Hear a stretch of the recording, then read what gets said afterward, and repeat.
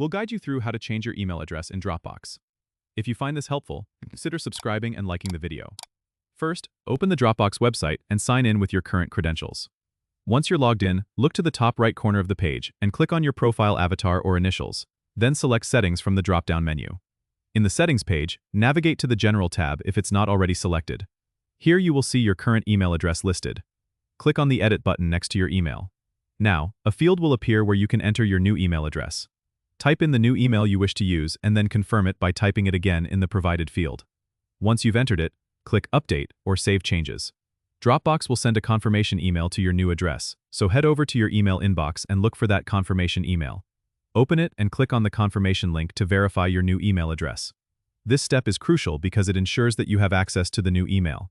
Once you've confirmed it, your Dropbox account will be updated with the new email address. Remember, if you ever face any issues receiving the confirmation email, check your spam or junk folders just in case. And that's it. Your email in Dropbox has been successfully changed. Don't forget to subscribe and comment if this helped you out.